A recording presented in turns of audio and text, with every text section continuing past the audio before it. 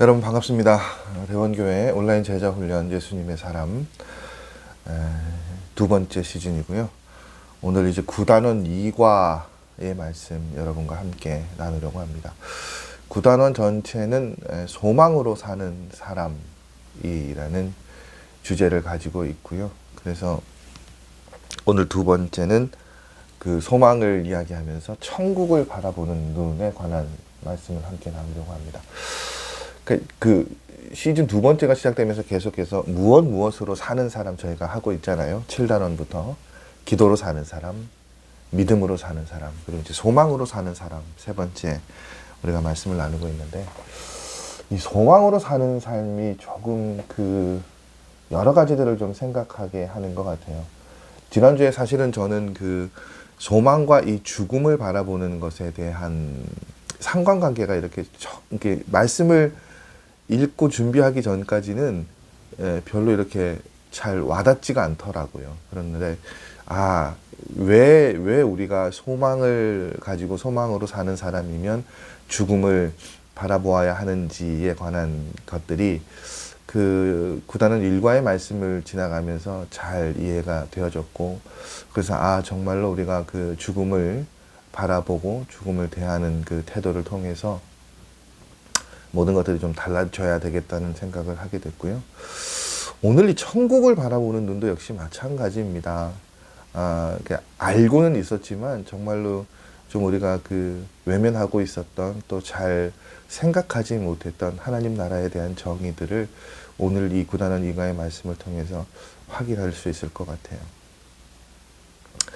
성경 말씀은 마태복음 13장 44절 말씀입니다. 천국은 굉장히 익숙한 말씀이죠. 마치 밭에 감추인 보화와 같으니 사람이 이를 발견한 후 숨겨두고 기뻐하며 돌아가서 자기의 소유를 다 팔아 그 밭을 사느니라.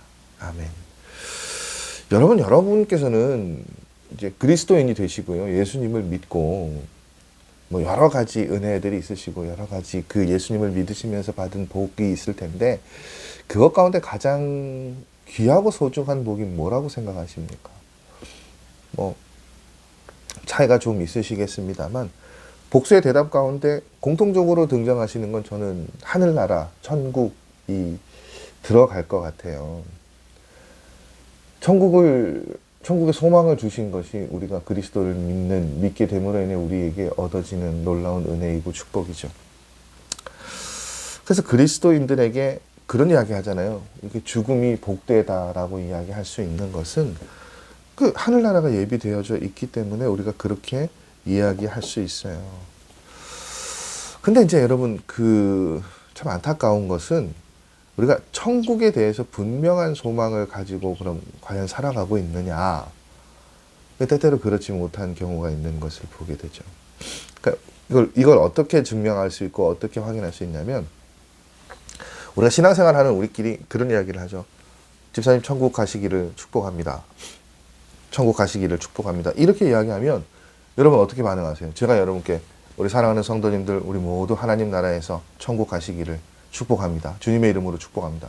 여러분 어떻게 하십니까? 아멘이라고 대답하시죠. 그렇잖아요. 그걸 누가 아니요 저는 가기 싫어요 하실 분 없을 거예요. 그런데 지금 당장 천국 가시기를 축복합니다. 이러면 여러분 아멘 하실 수 있습니까? 이게 여러분 언어 유희나 언어 도단이 아니라, 그러니까 오늘 말씀의 핵심은 이제 여기 있는 거예요.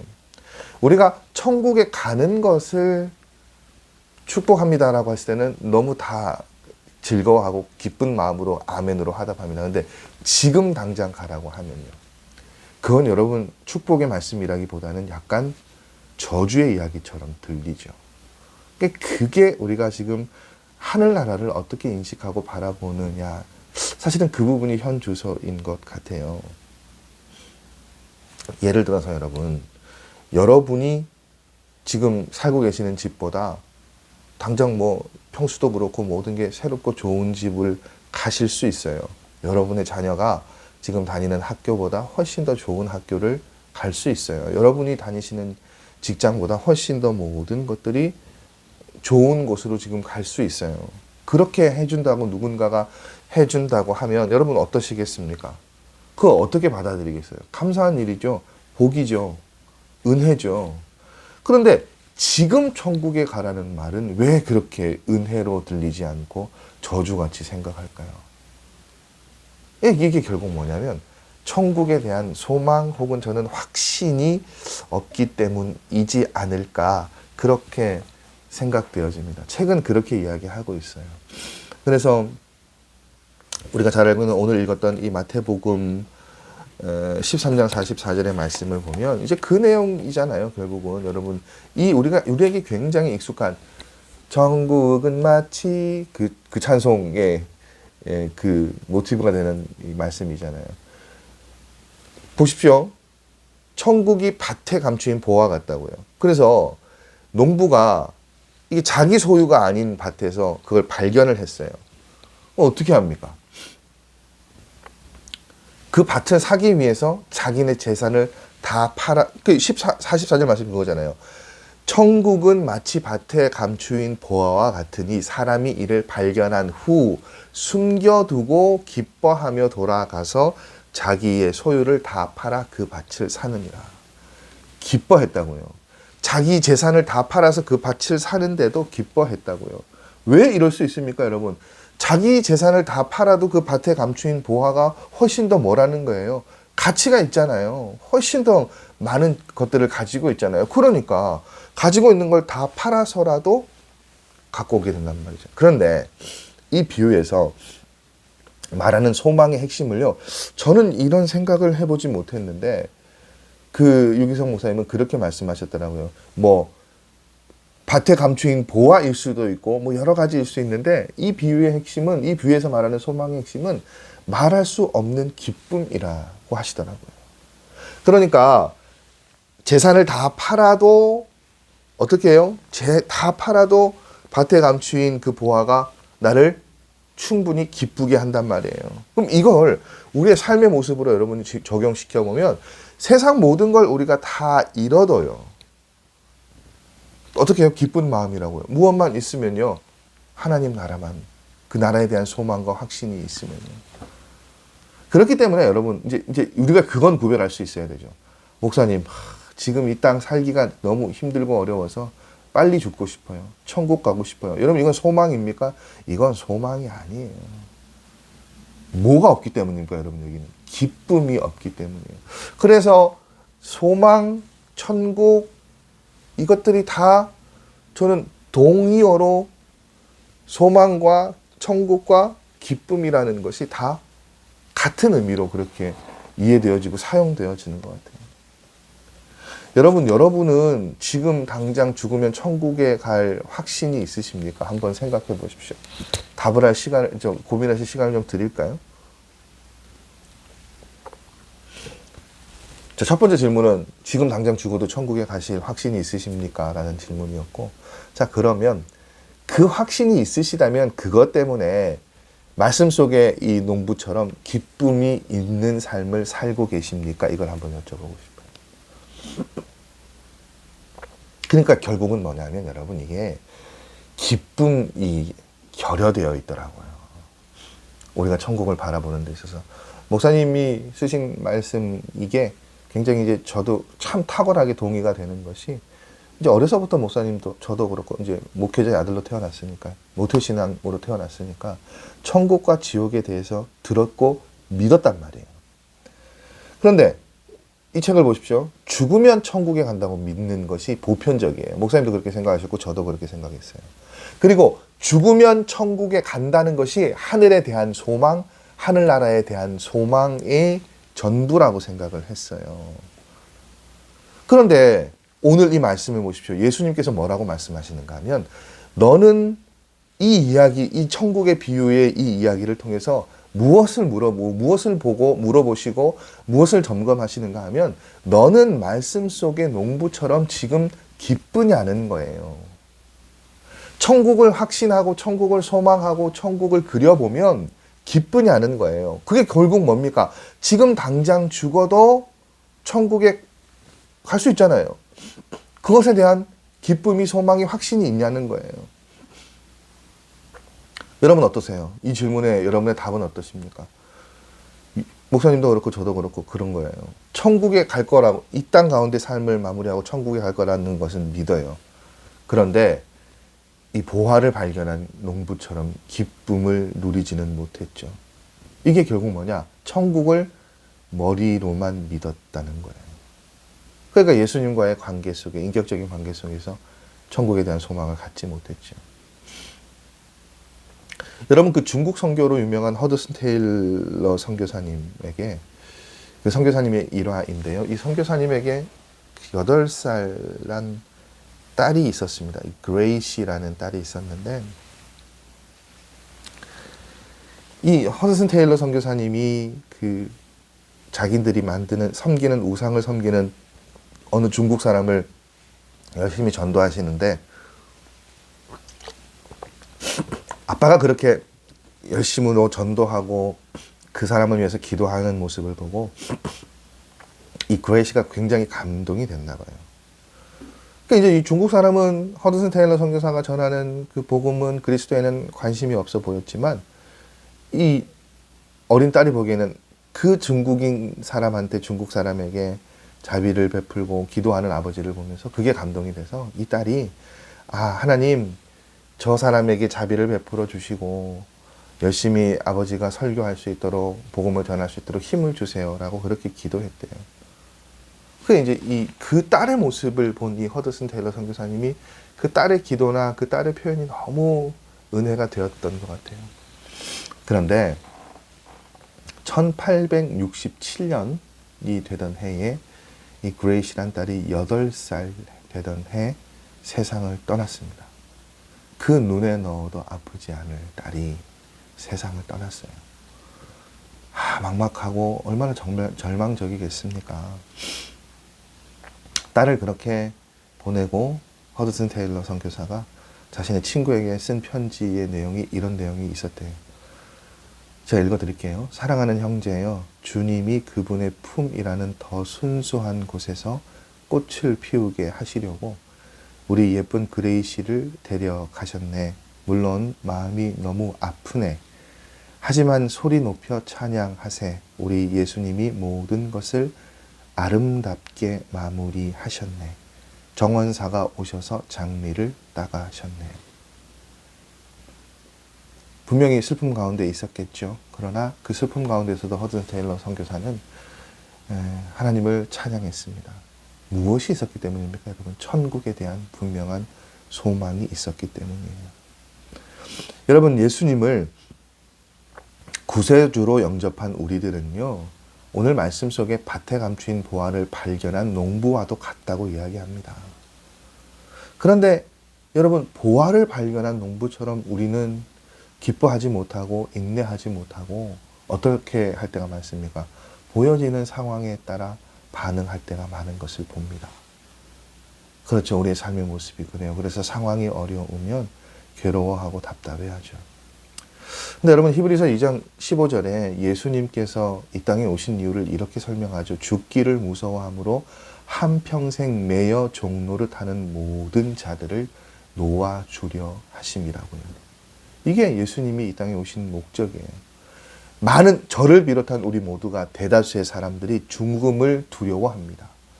죽기를 두려워하고 마귀의 종의 노릇으로 종처럼 매여서 살고 있습니다. 그런데 분명한 것은요, 하나님 나라가 있다는 것을 알면 그렇게 살 사람이 아무도 없다는 거예요. 소망의 눈이 열리면 지금 눈앞에 있는 근심이나 괴로움이나 답답함이 사라지게 된다고요. 세상을 바라보는 눈이나 기준이 달라지게 되고요. 새로운 시각으로 세상을 바라보게 된다고요. 여러분, 왜 하나님께서 우리에게 천국의 소망을 주십니까? 죽고 나면 하늘을 가는 것, 그것만이 전부일까요? 아니요. 그것을 통해 지금 이 땅을 살아가는 우리의 시선이나 삶을 대하는 태도가 달라지게 하기 위해서요. 세상을 다른 관점으로 바라보고 살아가게 하시기 위해서 천국의 소망을 주신 거예요. 그러니까 우리가 천국을 바라보는 눈이 열리게 되면 어떻게 됩니까? 세상을 바라보는 관점이 달리죠. 그걸 이 목사님이 그런 표현을 쓰셨더라고요. 우리가 거리를 걷다 보면 굉장히 높은 건물이 있고 산이 들어오잖아요. 그런데 비행기를 타고 올라가면 그 밑에 풍경들이 정말 아무렇지 않게 보이죠. 무슨 이야기입니까? 하늘에 소망을 두고 하늘을 바라보는 눈을 가지지 않으면 순간순간 일상이 부딪혀 오는 것들이 다 짐이고 장애물이고 넘어야 할 벽이고 우리를 무너뜨리고 우리를 힘들게 하는 것들이라는 거예요. 이렇게 걸어 다니면 건물이 산이요. 그런데 천국을 바라보는 것은 그 시선이 어떻게 된다는 거예요? 위에서 내려다보는 시선이라니까요. 그럼 여러분 의미가 없잖아요. 정말 비행기 타고 보시면 여러분 우리 이제 김해공항 이렇게 쭉 올라가면 그 부산에 막 수많은 집들 아파트들이 점점 어떻게 보입니까? 처음에는 이렇게 이륙을 하기 시작하면 눈앞에 들어다가 점점 작아지다가 나중에는요 여러분 뭐 그 위에서 저기는 몇 평이고 무슨 의미가 있겠습니까 여러분? 의미 없잖아요. 그 내려다 보면 다 똑같지 않습니까? 대동소이하지 않습니까? 의미가 없다는 거예요. 그러니까 우리가 뭘 더 가졌고 뭐 얼마나 뭐 가지고 있고 뭐 그것을 통해서 속상하거나 열등감을 가질 이유가 있다고요? 없다고요. 그런 이야기가 있잖아요. 목사님 교회에 권사님 한 분이 목사님한테 다가와서 이렇게 인사를 하시는데 평소와 좀 느낌이 이상하게 다르시더래요. 뭐가 좀 이상하다 달라지셨는데 그 생각은 드셨는데 그 변화가 뭔지는 모르셨대요. 권사님이 먼저 목사님에게 목사님 제 눈이 조금 이상해졌죠. 그렇게 이제 말씀하시고 목사님이 이제 보시니까 권사님 눈이 좀 커진 거예요. 알고 봤더니 수술을 하신 거죠. 목사님 묻지 않았는데 권사님이 이렇게 얘기하는 거야. 다른 성도님들이 저거 보고 항상 눈 좀 뜨고 다니라고 얘기를 해서 그렇게 놀려서 제가 눈을 수술을 할 수밖에 없었습니다. 목사님이 뭐라고 얘기하시겠습니까? 그렇게 권사님 얘기했는데 권사님 수술 잘 되셨네요. 그렇게 얘기하셨죠. 왜냐하면 얼마나 고민하시면서 하셨겠어요. 근데 말씀은 그렇게 하셨는데 목사님 마음은 조금 다르셨대요. 뭐냐 하면 목사님은 그 권사님의 눈이 작다고 생각해 본 적이 한 번도 없으셨대요. 왜냐? 적어도 그 목사님이 알고 계시는 한 그 권사님이 그 교회 공동체 안에서 하시는 일들은 그 매력은 뭐 눈이 크고 작고 그것과는 아무 상관이 없던 분이셨다는 거예요. 그러니까 늘 사랑으로 모든 성도들을 대하시고 온갖 힘들고 굳은 일 앞서서 또 앞장서서 일하시는 그런 좋은 선한 성품을 가지신, 그래서 모든 성도들이 사랑하고 아끼는 그런 권사님이셨던 거예요. 근데 권사님은 그것의 그 가치나 매력보다 뭡니까? 눈에 대한 사람들이 얘기하고 지적하는 그것에 대한 열등감 때문에 그것들을 극복하지 못했던 것이죠. 그러니까 여러분 우리가 천국을 바라보고 천국을 소망하게 되면 이렇게 바뀐다는 거예요. 세상을 바라보는 눈이 달라지고 어떤 것이 잘 사는 삶인가에 대한 개념도 달라지고 그렇게 된다는 거예요. 여러분 세상 사람들은요 돈이 많고 좋은 직장에 다니면 잘 산다고 말합니다. 그게 기준이 되잖아요. 그러니까 저도 왜 막 이렇게 목사님들끼리 가도 보면 이렇게 그런 거 있잖아요. 목사님 이거 무슨 옷이에요? 뭐 이렇게 보시는 분들 계세요. 그래서 뭐 어떤 브랜드냐에 따라서 좋은 거 입었네요. 그거 좋아 보이네요. 그냥 저희는 스파 브랜드 이거 다 저희 스파 브랜드 있잖아요. 무슨 탑10 이런 거 그런 거에서 이렇게 이런 것들 다 사 입어도 별로 필요에 따라 그냥 입는 거니까요. 근데 굳이 꼭 그걸 이렇게 따져보고 가격을 매기시는 분들이 계세요. 이게 목회자들도 그런데 여러분 오죽하시겠습니까? 여러분들 막 교회 나오셔서 막 권사님들 이렇게 막 가방이나 옷이나 막 신발이나 이런 거 보시면서 야 저거 좋은 거다 나쁜 거다 혹시 여러분 그걸로 비싼 거다 비싸지 않은 거다 그걸로 막 이렇게 그레이드를 매기시고 그러진 않죠. 그거 아니라니까요, 여러분. 세상 사람들은 좋은 옷 입고 다니면 성공했다 그러죠. 돈이 많고 좋은 직장 다니면 잘 산다고 이야기하죠. 근데 하나님의 말씀은요, 말씀 속에 예수님과 친밀한 관계 속에서 하나님 나라를 위해서 또 하나님 나라를 꿈꾸고 살아가는 삶이 옳은 삶이라고요. 여러분, 예수님 믿지 않아도 얼마든지 부자 될 수 있잖아요. 세상에서 성공한 것처럼 볼 수 있어요. 그런데 아무리 좋은 옷 입고 비싼 것 먹고 뭐 좋은 집에서 살고 하고 싶은 거 다 하고 사는데요, 마지막에 가서 그 결말이 하나님 나라가 아니라면요, 지옥이라면요, 그 무슨 의미가 있고 무슨 소용이 있겠습니까? 그런데 왜 여러분, 예수를 믿는 사람이, 예수를 믿는다고 하는 사람들이 천국에 대한 소망이 희미할까요? 이렇게 선명하게 드러나는데도요. 이유는 하나죠. 예수님께서 아직 내 삶의 주인이 되지 않으시기 때문이에요. 여러분, 천국은요, 하나님 나라는 꼭 죽어서 가는 곳이 아닙니다. 우리가 예수님을 영접하고 예수님을 받아들이는 순간부터요, 우리는 하나님 나라의 백성의 삶을 살아가기 시작합니다. 여러분, 마태복음 4장 17절 말씀이요, 이때부터 예수께서 비로소 전파하여 이르시되 회개하라 천국이 가까웠느니라 하시더라. 여러분, 예수님께서 천국이 가까웠다고 하신 말씀은 하나님 나라가 예수님을 통해서 이미 어떻게 해요? 이 땅에 임하셨다라고 말씀하신 거예요. 예수님은 여러분, 다른 선지자들처럼 천국이 있다라고 알리러 오신 분이 아니라요, 예수님은 예수님을 영접하고 믿는 사람들에게 어떻게 해요? 천국의 삶을 살게 하려고 오신 분이시라는 거예요.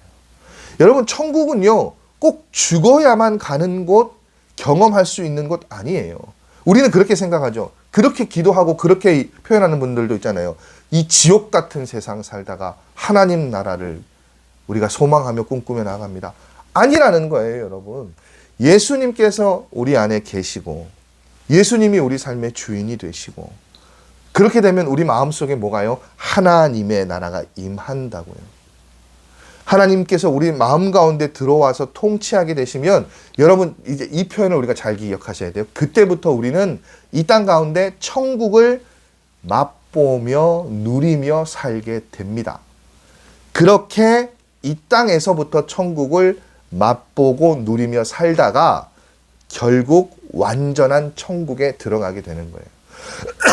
여러분, 이것이 하늘나라에 대한 이 기독교 신앙이 얘기하는 그 하늘나라에 대한 정리예요. 예수 그리스도를 구주로 영접하면 이 땅 가운데 우리가 어떻게 해요? 이미 하나님 나라를 맛보고 경험하고 누리며 살게 된다고요. 그렇게 살다가 어떻게 해요? 나중에 이 땅의 육신의 삶을 마무리하면 완전한 하나님 나라에 들어가게 된다고요.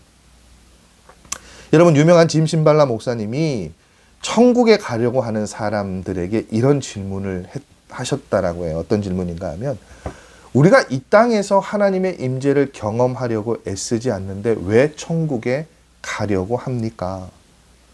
우리가 지금 이곳에서 하나님의 임재를 즐거워하지 않는다면 천국은 우리에게 천국이 아닙니다. 이 땅에서 하나님을 애타게 찾지 않는 사람을 왜 하나님께서 천국에 보내시겠습니까? 이렇게 이야기하셨다고요. 여러분, 우리가 그 사람의 삶의 모습을 보면요, 그 사람이 어디로 가는지 알 수 있습니다. 지금 현재 삶의 모습에 기쁨이 있고 평강이 있고 사랑이 있고 그러한 삶을 살고 있는 사람은 어떻게 해요? 천국을 향해 가고 있는 거예요. 왜냐하면 그게 천국의 속성이거든요. 여러분, 지금 예수님의 임재를 사모하면서 예수님과의 교제와 동행을 즐거워하는 사람은 천국으로 가고 있는 삶이에요. 사람이에요. 여러분, 천국은 예수님의 영광스러운 교제가 영원히 지속되는 곳입니다. 여러분, 그 천국을 바라보시면서 이 땅 가운데 천국의 하나님께서 약속하신 그 천국의 삶을 살아가실 수 있는 여러분들 되시기를 바랍니다. 오늘 우리가 고단한 이가 천국을 바라보는 눈에 관한 말씀을 나누었습니다. 여러분, 우리가 예수님을 믿고 받은 복 중에 가장 귀한 것이 무엇이라고요? 천국을 소유한 복이라고요. 여러분, 우리가 죽는 것도, 그리스도인들이 죽는 것도 복되다라고 얘기하는 이유가 바로 우리에게 천국이 예비되어 있기 때문이죠. 여러분, 이 천국을 소망하는 눈이 열리면요, 우리가 근심하고 있는 것, 괴로워하는 것, 답답해하는 모든 것이 다 사라지게 됩니다. 천국을 바라보는 눈이 열리면 여러분, 세상을 바라보는 눈이나 개념이 달라지게 돼요. 그래서 여러분, 천국은 죽어서만 가는 곳이 아니라 어떻다라고요? 왕이신 하나님의 통치가 임하게 되면 이 땅에서 우리가 천국을 누리고 맛보면서 살아갈 수 있게 된다고 이야기하고 있습니다. 여러분, 이 땅 가운데 예수님과 동행하는 삶을 살아가고 있는 사람이 어떻게 해요? 천국을 향해 가는 걸음이라고요.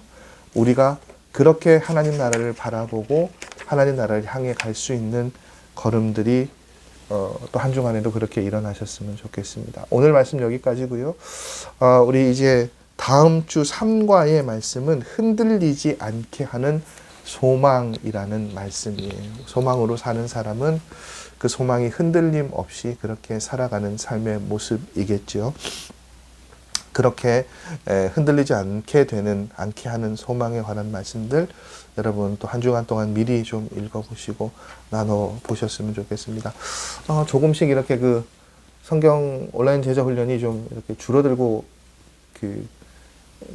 조회수도 좀 줄어드시고 댓글 다시는 거나 뭐 여러 가지가 조금 줄어들고 있는데 주변에 우리 성도님들께 좀 여러분 많이 권유해 주세요. 이건 제가 첫 시작 때 말씀드렸잖아요. 제가 막 그렇다고 여기서 춤을 추면서 할 수 있는 것도 아니고, 이건 그냥 이 내용들을 쭉 여러분과 제가 읽어가면서 이렇게라도 하지 않으면 우리가 말씀을 너무 그냥 그 기계적으로 듣는 데만 너무 익숙해져 버리면 듣는 기만 계속 커지고 말씀에 대한 묵상이나 또 말씀에 대한 실천이 지속적으로 떨어지게 돼요. 그러면 그리스도인보다는 계속 그냥 먹는 것에만 익숙한 그런 삶이 되거든요. 그래서 조금이나마 더 말씀을 좀 이렇게 묵상하고 고민할 수 있는 그 자리들 지켜내야 되지 않겠습니까, 여러분? 저는 지켜낸다는 표현을 쓰고 싶어요. 그래서 자꾸 좀 이렇게 여러 가지 그 수치들이 떨어지면 저도 힘을 잃게 되고 동력을 잃게 됩니다. 그래서 여러분, 저를 위해서도 여러분을 위해서도 좀 더 많이들 이렇게 좀 함께 참여하실 수 있도록 권유해 주시고 권면해 주시면 감사하겠습니다. 그 CTS 신앙 에세이도 여러분 CTS 경남 방송 유튜브 이렇게 들어가셔서 거기도 좀 이렇게 댓글도 좀 남겨주시고 좋아요도 좀 눌러주시고 이렇게 좀 표현을 좀 해주시면 감사할 것 같아요. 그래야 또 저도 힘을 얻고 사실은 이제 몇 편 더 목사님 좀 녹화를 하시면 어떻겠습니까? 그런데 제가 좀 고민을 하고 있습니다. 제가 별로 잘 방송 체질이 아닌 것 같아서 고민을 하고 있는데 조금 더 이렇게 많이들 이렇게 호응해 주시면 또 힘입어서 할 수 있지 않을까. 결국 주일에도 말씀드렸습니다만 저를 알리는 일이 아니고 마지막 그 끝에 교회 이름하고 전화번호 한 줄 나가는 사실은 그게 훨씬 더 의미가 있는 일인 것 같더라고요. 그래서 그렇게 교회를 소개하고 알리는 일들도 잘 감당할 수 있도록 여러분 함께 해주시면 감사하겠습니다.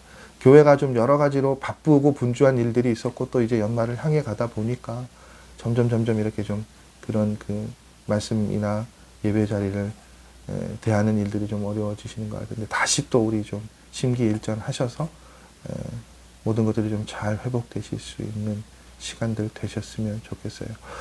한 주간 여러분 분주하게들 지나시겠지만 이번 한 주간은 하늘나라에 관한 이 말씀들을 다시 한번 차근차근 묵상하시고 또 곱씹으시면서 이 땅 가운데 하나님 나라 우리에게 주신 약속하신 그 하나님 나라를 경험하시고 누리시는 그 삶이 어떤 삶인가 고민하실 수 있는 또 그것들을 소망하실 수 있는 여러분들 되셨으면 좋겠습니다. 오늘도 수고하셨습니다. 여러분 한 주간도 은혜 가운데 믿음 가운데 승리하시고 다음 주 이 시간 흔들리지 않게 하는 소망이라는 제목으로 여러분 함께 찾아뵙기를 원합니다. 한 주간 동안 승리하시고 행복한 삶 사시고 한 주간도 천국의 삶을 누리고 경험하시고 맛보시는 여러분들 되시기를 바랍니다. 저는 다음 주에 다시 뵙겠습니다. 여러분 안녕히들 들어가십시오. 다음 주에 뵙겠습니다.